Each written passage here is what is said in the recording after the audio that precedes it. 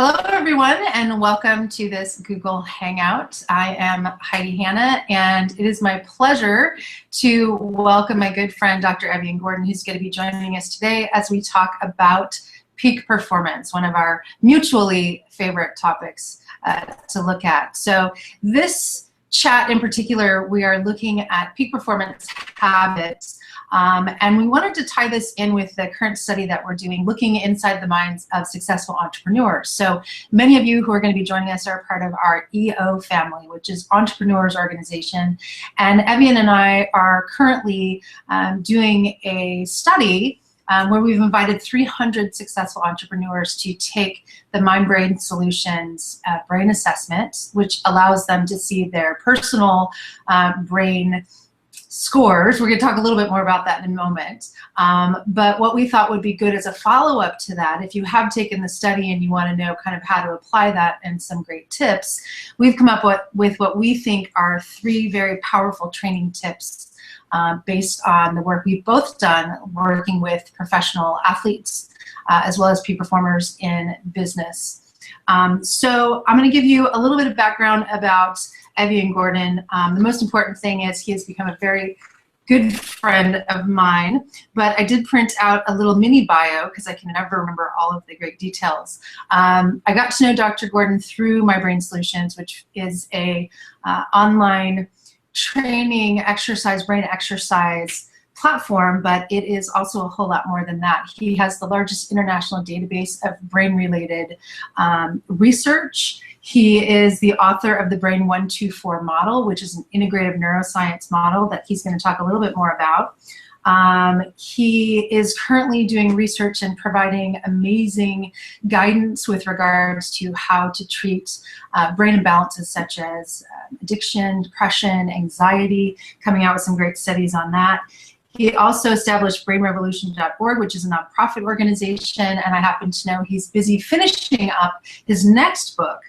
He's published over 300 scientific papers, one of which soon will be co-authored by yours truly, and I am putting a lot of pressure on him to get that study done. It's looking at the impact of stress on cognitive performance, and we found some really interesting things that I'll be sure to share with you. So, on that quick note, I am going to just have a conversation with Dr. Gordon about peak performance. And, you know, we had a discussion about this, and it was really interesting. We both had a chance to work with elite performers. And for me personally, it's been life-changing to get to know Dr. Gordon and his work and Mind-Brain Solutions because it's given me a personal framework. And in fact, even just lately, going through my own transition and trying to be more elite in my own day-to-day life, I've been waking up every morning and thinking, how should I respond so that my brain can be optimized? And I often say when I'm working with clients, before you think about what to do, think about who you want to be.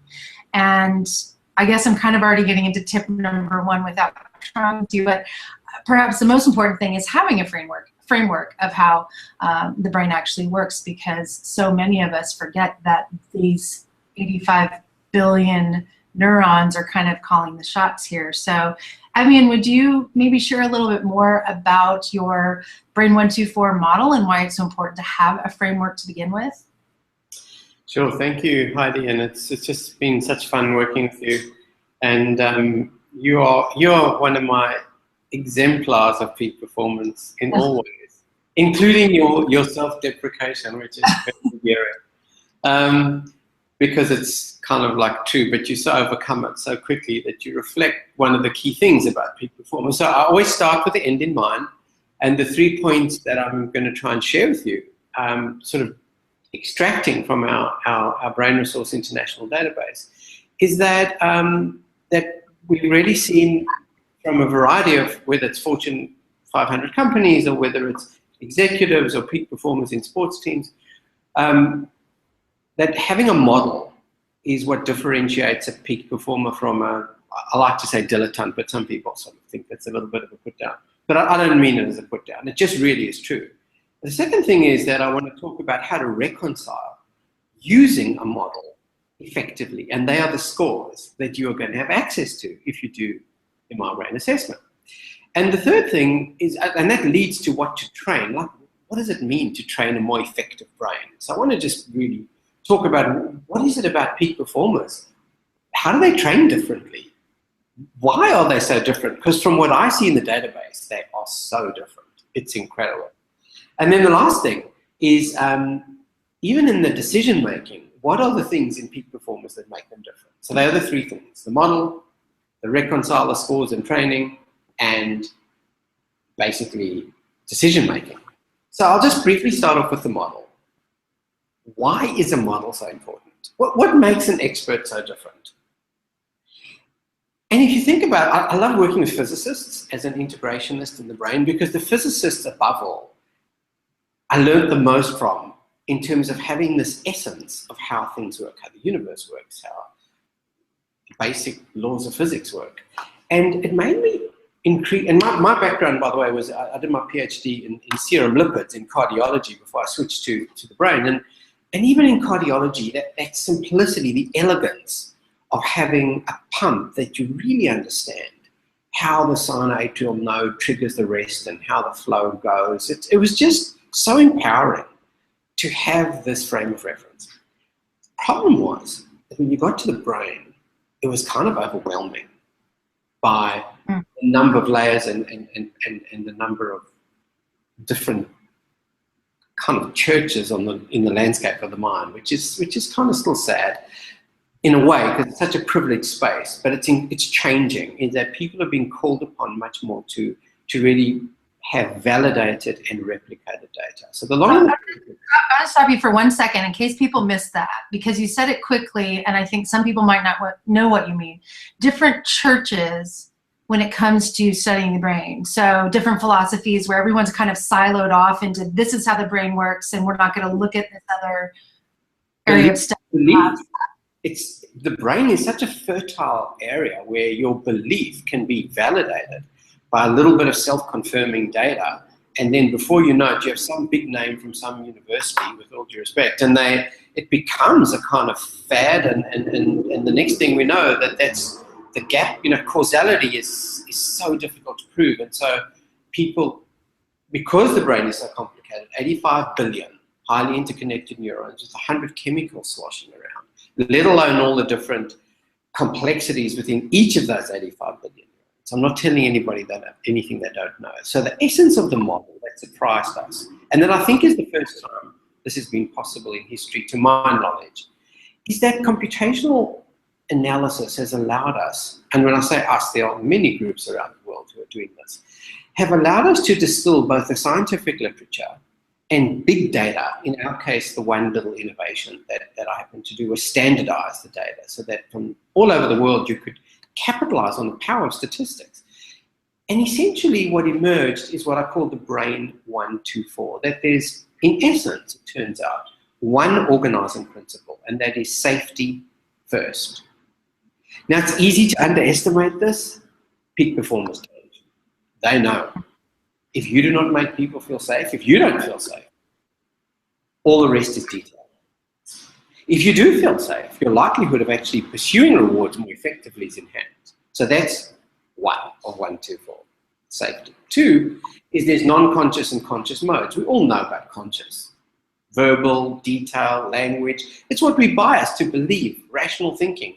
What's been underestimated, totally, is the power of cues. Unfortunately, the word non-conscious and cues have a baggage that's called emotion, and emotion has been seen as a woolly concept. It is not woolly at all. It is cues, body language cues, face cues, environmental cues that are very objective. They're just not verbal, but they can be studied and objectified very powerfully.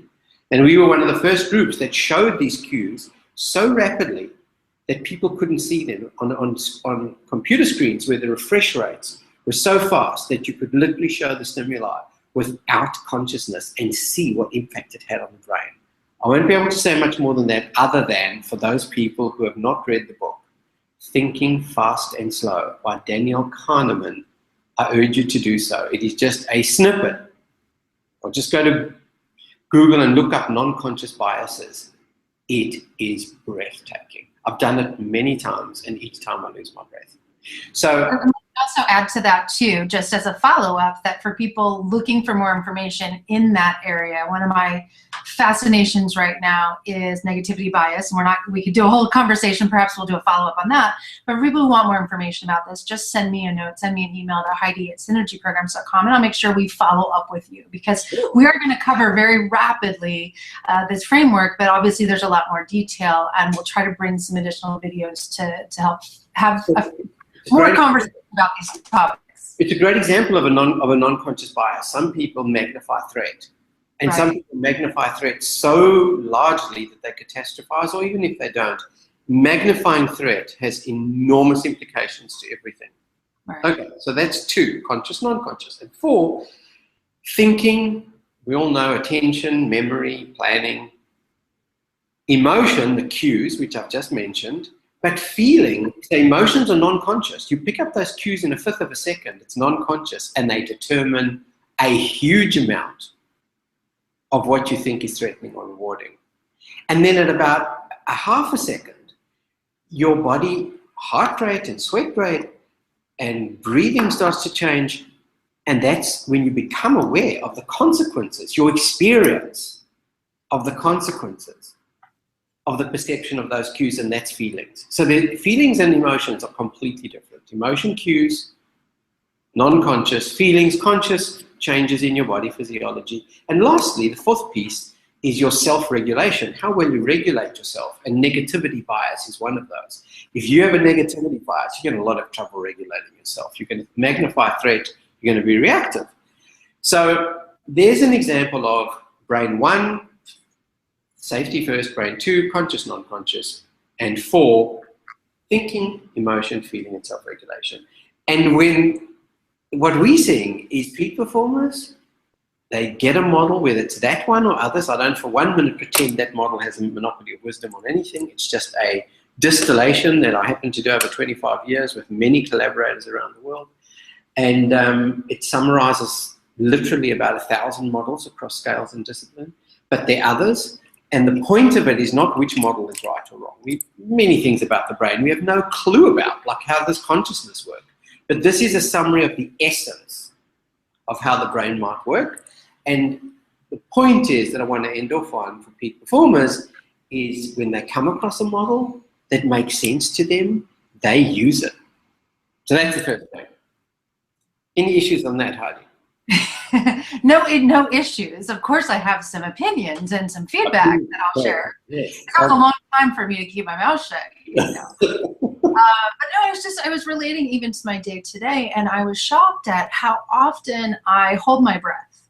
So a peak performance situation, for example, maybe I'm getting ready to do a media interview or I'm getting ready to go on stage, and without that framework, I'm not really I might be thinking about tips that I've heard or strategies that I've used, but I don't know why they work. And so here I was actually, I should have been relaxing. I wasn't. I was thinking about a bunch of things, and I could feel my breath tense up. And now with this framework, I'm able to recognize that I was sending a signal to my brain that I wasn't safe, that I wasn't getting the oxygen I needed. And then suddenly there was this cascade of other things that happened, but it really brings it all back to that very basic safety first. And I think with anything we do, whether it's our own performance, our physical energy, the energy we project to others, the environment that we create with the people that we're around, that safety first seems so simplistic, but it's so critical, and there are so many little things that we can do to use the cues that you were mentioning to help prime a positive situation,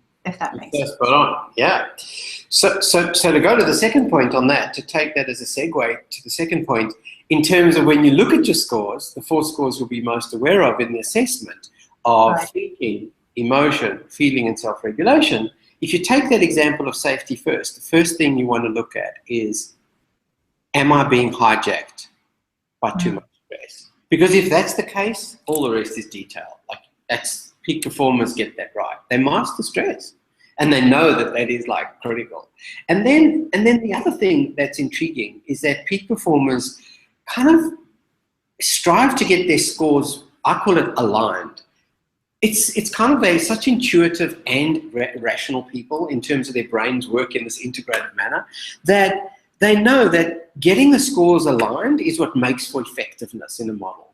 that you can be a genius in terms of rational thinking, and you may be a great analyst, but it's very unlikely that you're going to be effective in dealing with all these other real-world personal and interpersonal dynamics. So the second point is that peak performers look to reconcile their scores rather than just getting high scores.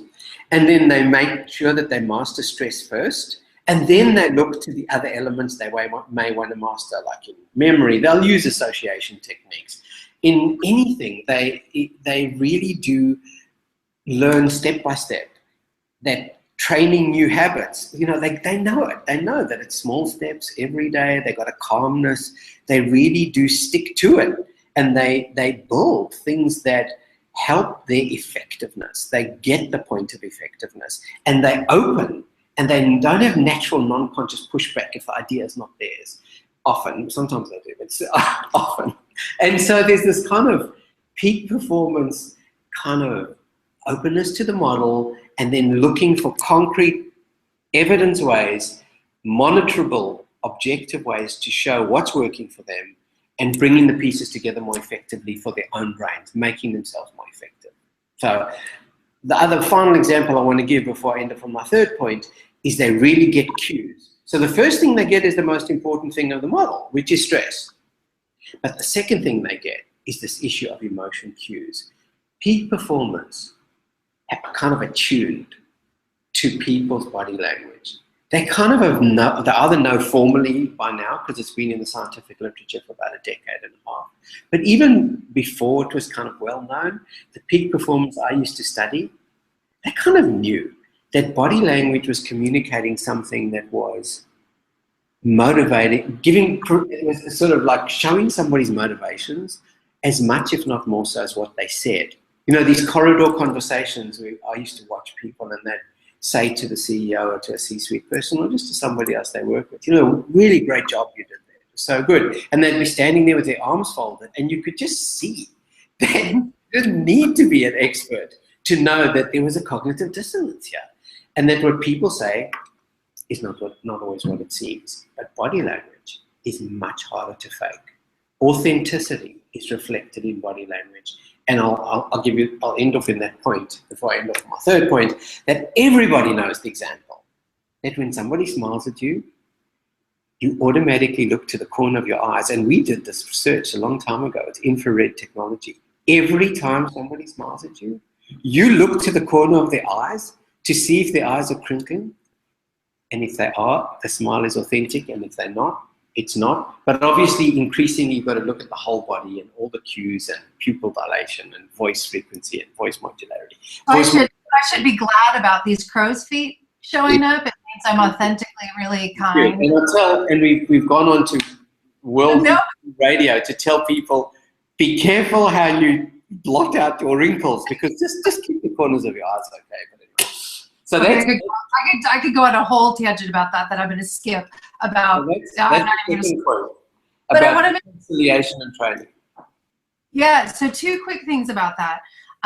Number one, just to kind of brag on you a little bit more, I was fascinated when we were watching a sporting event and you mentioned that you had worked with, I believe it was the Australian rugby team, the national rugby team, and you were watching video and could predict with 90% success whether or not they were going to win or lose based on body language. I think there's been some tests done on that, and I think that's just marvelous. It'd be interesting to do that with teams of organizations. But the other piece is, for those who've taken the assessment or who are thinking about taking the assessment, I want to point out how important it is to look at reconciling the whole, because some of us tend to just focus on the negatives, or we give a score that looks like it's on a scale of 1 to 10, but it's really not. We won't go into the details about that, but the goal is how all of these dimensions really interact with each other and work as a system, which is why it's so helpful to work with a coach or someone to debrief the report with you, to help you understand exactly what you're looking at and not automatically think. People will say to me, well, my brain's really terrible because I'm a 5.5 or I'm a 6.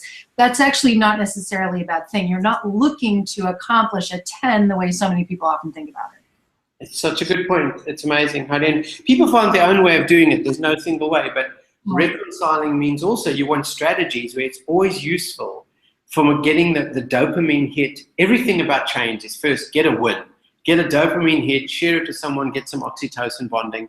So you may want to actually build a bit of a strength so that you literally, rising tide lifts all boats. So you may want to do it in that titrated way where you don't lose sight of your strength. That becomes the kind of contagion factor of success, of feeling cool about yourself, getting some dopamine going, getting some oxytocin going. They are the two ingredients of success. And then working on how to bring in the other scores that kind of lift up to get things kind of more. I just think about it. When I look at somebody's brain, I just think 85 billion highly interconnected neurons, how effectively are they using this with respect to the brain 1-4 model?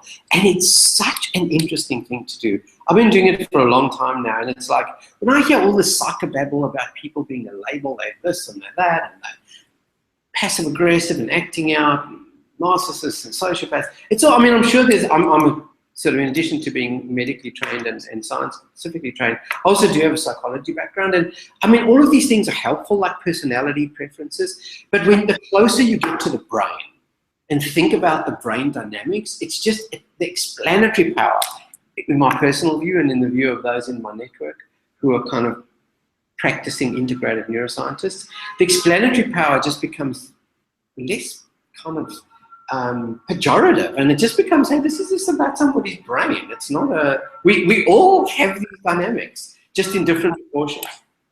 Right.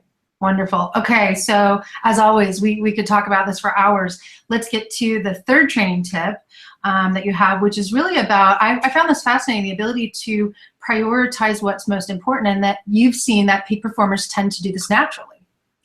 So this to me was really, in terms of both decision makers, watching peak performers perform under pressure in work and in sport. And what occurred to me was, and in even pilots, I studied pilots, I had a course that I can't share too much about, but working with pilots that had incidents, and the other co-pilots had said that something's not right here, and it turned out that they'd violated this rule and had to be replaced. So the issue is this. It seems that peak performers so take on board this issue of having some sort of frame of reference, some sort of efficiency, clarity about how their strengths and limitations work, that here's the point. When something goes wrong, or I call it when they're in the moment at critical times, they immediately go to the biggest thing that they can solve in the moment. They just do it. They evaluate it like almost non-consciously. I don't know how they do it, but it seems like there's a pattern of consistency. They evaluate, what can I do with the panoply of options? And we know that we've trebled in brain size in our prefrontal cortex, from Australopithecus to Homo habilis to Homo erectus to us, to give us this ability. We can parallel process options in real time and choose the best ones. And it seems like peak performers are better at that. So they choose the best one that's going to have the most impact, and they do it. And then they do the second best one and the third best one. Now, non-peak performers can sometimes do the opposite. They go, oh, what's the thing that's really plugging this thing up? I mean, let me try and get over that hump. And that's why so many people specialize in the areas of greatest weakness. There's a lot of non-conscious bias and other dynamics in this. But the bottom line is, peak performers prioritize. And I have no idea how they do it, but they do. And the data is there to show that they do. And then they just become increasingly effective by doing that. And I personally can see some link, tenuous as it might be, between having that model, reconciling the way that they have insight and use and always open to optimize their iterative capacities, and then bang, when the chips are down in the moment, at critical moments especially, they get it done. I love it. I love it. And it's interesting. I think we're going to have to save this for another topic, but it makes me think of studies that have shown how much successful entrepreneurs in particular use intuition, whatever intuition is, and whether or not you can train your intuition. So some of the work I've been doing. So we're pretty sure that intuition is the ability to see the pattern of those cues, that it's not rational and it is not woolly. It's the ability to see the patterns, and the cues being a dominant, or from what we can see, a dominance of the ability to put those cues together, because those cues, the closer you get to the brain and the closer you get to where the brain decision making is happening, which is these non-conscious cues, the more you are able to be effective in the way that you can do this stuff, make these decisions. And of course, what we've been told is the opposite, that you should be rational. Right. And draw upon some, other intuitions. And it turns out that you need both, and probably in much more equal, if not, given that non-conscious cues happen first rather than the other way around.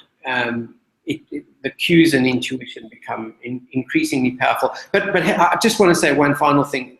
Everybody knows that if you have too much of anything, too much emotion or get too reactive, of course that's not helpful. So everything comes back to effectiveness of the balance of the brain 1-4 dynamics. And it's situation and task dependent. And that's the nuance in this, that it's effectiveness is an easy thing to say. It's like alignment between people. It sounds so easy. It's incredibly difficult, and peak performers know that better than anybody. And what we've talked about is really creating a model of adaptable effectiveness, that it's beyond just being effective. It's being effective when you need to. It's adjusting to circumstances. And as an entrepreneur, constantly changing circumstances, how important that actually is. And I'm going to open up this for a conversation. We're going to post this on YouTube, and I would encourage you, if you're watching this video and you have some feedback for us, to just post a comment. I'd love to hear how often you rely on intuition and whether or not that is something that you strategically train, because I think ultimately what we're looking at here is coming up with not only a model, but being able to train to reconcile the whole, and also being able to train those patterns of success, to be able to prioritize and to be able to trust your intuition. Just like training to be in the zone, the whole goal is that when you're there, you turn off the logical part and you trust what you know and you trust your training. So a lot of people think that I'm always pushing stress management because it's a passion of mine, but really learning that, increasing calm is such a key capacity for any type of peak performance. And that's also going to help with that safety first part of the model. So for me, probably one of the key takeaways is coming up with some sort of stress management relaxation practice in all of this. And that we do measure it. So I'm so glad you ended off with calm, because one of the measures that we can have whether people are getting into this flexible optimization is by measuring their heart rate variability, because we know that that's a reflection of your vagus 10th cranial nerve system, and it is when you're in your more sort of optimal iterative phase versus when you're in your fight, flight, hypothalamo pituitary adrenal amygdala kind of system. Your heart rate is not variable. So we also increasingly are finding these measures, heart rate variability being one. There are also brain measures and sweat rate measures that we can also move towards measuring outcomes, because if you can't measure it, you can't manage it. And that's where the model becomes really interesting, and having a platform to collect data, look at outcomes, and move beyond the anecdotes towards longitudinal scientific outcomes, which is what applied integrative neuroscience is all about for peak performance. I love it. And I'm so grateful to be part of this applied integrative neuroscience movement with you and your team at My Brain Solutions. So I want to end with this again, for those of you who've taken the assessment, and for those of you who haven't taken it yet, what we did was we actually bundled the assessment with training. So for those of you who are part of EO and you're doing the research study, when you do that initial assessment, you also have access to I believe it's 90 days of training with My Brain Solutions, and you can go back in and reassess and see how that's working, because one of the most important things, and the model that My Brain Solutions built, is to assess, train, and monitor so that we can see what's working, and we can also help coach you through that process as well. And so when we're talking about heart rate variability, one of the training tools for that that's included in that training platform is called My Combi. And I would encourage you to download the app as well. You can use that on your iPhone or your iPad.